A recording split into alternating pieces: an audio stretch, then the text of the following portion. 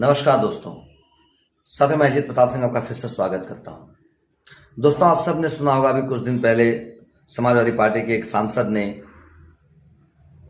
महाराणा सांगा के खिलाफ कुछ बहुत आपत्तिजनक बोला, जिसका बहुत विरोध हो रहा है, होना भी चाहिए।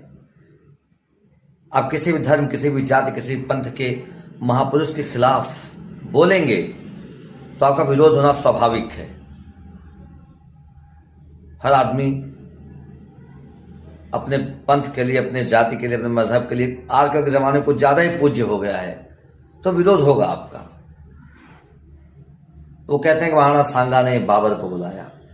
साथियों, इस देश के साथ एक बड़ी अच्छी बात कहें, बुरी बात कहें, खूबी कहें, खामी कहें, इस लोकतंत्र के साथ कि हमारे यहाँ एक आजादी है लोगों को कि आप अपने मनपसंद इतिहास, मनपसंद इतिहासकार, मनपसंद ऐतिहासिक घटनाएं चुन सकते हैं, उनको स्वीकार कर सकते हैं, अपने विचारधारा के अनुसार उसको अस्वीकार भी कर सकते हैं और कई बार तो मैनिपुलेट भी कर सकते हैं।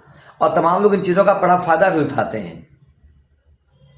कहते हैं कि बाबरनामा में बाबर ने लिखा है कि महाराणा सांगा कुछ लोग उनके पास गए, उन्होंने भारत पे हमला करने के लिए, इब्राहिम लोदी को हराने के लिए उनको बुलाया और उन्होंने कहा कि चलिए महाराणा आपकी मदद करेंगे। लेकिन वो ये भी लिखता है कि वो भारत में लड़ाई करने आया तो महाराणा सांगा ने उसकी मदद नहीं की, बल्कि उसका युद्ध महाराणा सांगा के साथ हुआ। बताने वाले कुछ और ही बताते हैं। लेकिन एक जो मान्यता रही, तमाम इतिहासकारों का मत रहा है कि राजपूत वचन के पक्के हुआ करते थे।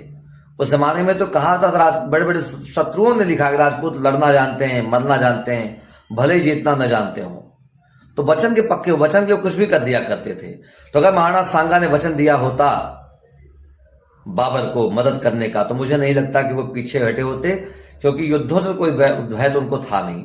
जिस आदमी के हाथ पैर तमाम आधा अंग युद्धों की भेंट चढ़ चुका हो, उसके बाद वो घोड़े पर बैठकर युद्ध करता मैदान में दिखाई दे, वो युद्ध की वजह से पीछे नहीं हट सकता था। इसका मतलब उन्होंने कहा नहीं होगा। और इसके समर्थन में तमाम इतिहासकारों ने यह भी लिखा है कि बाबर के भारत आने के पहले ही महाराणा सांगा इब्राहिम लोदी को तो युद्धों में हरा चुके थे, तो फिर उन्हें उसकी क्या जरूरत थी। लेकिन मैं जैसा कहा कि अपने पसंद का इतिहास चुनने का की आजादी इस देश में मिल जाती है लोगों को, तो अपने हिसाब से लोग चुन लेते हैं। मेरी बात दूसरे संबंध में है। तमाम ऐसे आईटी सेल का पूरा आईटी सेल भरा पड़ा है, तमाम फर्जी अकाउंट ठाकुरों के नाम से बने हुए लोग, और ऐसे लोग जो कि जमाने में अखिलेश यादव को तो छोड़िए, उनके प्रवक्ताओं तक के तलवे चाटते रहते थे कमरे में बैठ करके, हाथ पैर जोड़ते रहते थे पदों के लिए, टिकट के लिए, पता नहीं कैंसिल के। जब पार्टी से निकाले गए या पार्टी छोड़ के गए और फिर उनकी कहीं कोई इज्जत नहीं मिल रही है, तो वो भाजपा के नजर में आने के लिए तमाम बातें कर रहे हैं कि बयान अखिलेश यादव जी का है, समाजवादी पार्टी का स्टैंड है ये। तो मैं आपसे कुछ चीजें पूछता हूं कि बिसाहूलाल साहू जी का बयान, बिसाहूलाल का बयान देखिए, मध्य प्रदेश के विधायक थे। इन्होंने कहा इन ठाकुर ठकारों की, ध्यान दीजिएगा, ठाकुर ठकारों घर में घुसो, उनकी बेटियों बहनों का हाथ पकड़ के खेतों में ले जाओ और इनसे काम करवाओ। 2024 के चुनाव में भाजपा ने प्रयोग किया। गुजरात भाजपा के बड़े नेता पुरुषोत्तम रूपाला ने कहा कि ये ठाकुर तो अंग्रेजों के गुलाम थे, उनके दलाल थे, उनके साथ बैठकर नीचे बैठकर रोटियां खाते थे, इसलिए उनकी सत्ता बची रह गई। विरोध हुआ तो उन्होंने कहा कि बयान मेरा है, तो मोदी का बयान नहीं, भाजपा का बयान नहीं है, भाजपा ने बयान को अपना नहीं माना। जबकि यह प्रयोग किया गया था कि शायद इससे एंटी ठाकुर वोट उनके साथ खड़े रहे। उसके बाद ये है संजय निषाद, मिनिस्टर उत्तर प्रदेश में योगी सरकार के, जिसने कहा कि मैंने 7 दरोगाओं का हाथ पर तोड़ा, गड्ढे में फेंकवा दिया और तब जाकर यहां तक पहुंचा हूं मैं। उसने भगवान श्री राम के बारे में कहा कि भगवान श्री राम दशरथ के संतान थे ही नहीं, वो तो नियोग से जन्मे किसी निषाद ऋषि के संतान थे, किसी का खून नहीं खोला। न ये बयान योगी का माना गया। तो अगर बिसाहूलाल का बयान, शिवराज सिंह चौहान का बयान नहीं, मोहन सिंह का बयान नहीं है, अगर पुरुषोत्तम रूपाला का बयान योगी और भाजपा, मोदी और भाजपा का बयान नहीं है, योगी के मंत्री का बयान योगी का बयान नहीं है, तो रामजी लाल सुमन का बयान अखिलेश यादव समाजवादी पार्टी का बयान और स्टैंड कैसे हो सकता है? तो दोगलापन लाते कहां से हैं लोग? और मैं फिर भी ये भी बात करना चाहता हूं, समाजवादी पार्टी में फिर भी आजादी है, लोग मनपसंद बयान दे लेते हैं। उन्हें पता है कि यहां से भागेंगे तो भाजपा कुछ भी बोल के जाएंगे, खुले मन से गले लगा खड़ी हो जाएगी। क्या आपको लगता है भाजपा में इतनी आजादी है? आज की भाजपा में आजादी है कि कोई अपने मन से बिना आईटी सेल के दिए मसाले कुछ बोल सकता है? लेकिन उनके बयान मोदी योगी और भाजपा बयान नहीं माने जाएंगे। रामजी लाल साहू का बयान, अखिलेश यादव का बयान माना जाएगा। कोई भी सुधी व्यक्ति, कोई भी विवेकवान व्यक्ति इस बात का जवाब अच्छे से समझ सकता है।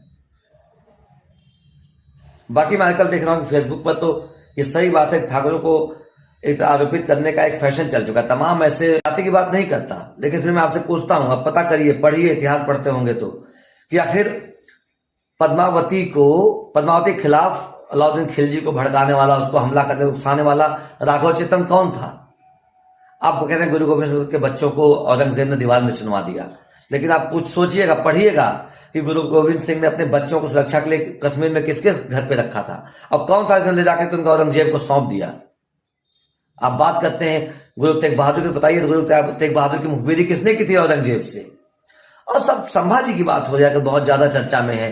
संभाजी को और मराठों के साम्राज्य को किसने धोखा दिया? पेशवाई किसने चालू की? पेशवा कौन थे? सब गूगल में मिल जाएगा। आप इतिहास अगर खोदेंगे तो फिर बदबू ही मिलेगी। लेकिन जो भी है, इतिहास है, बीत गया। अब आप इतिहास खोदेंगे तो सबके दामन पर छींटे पड़ेंगे, कोई नहीं बचेगा।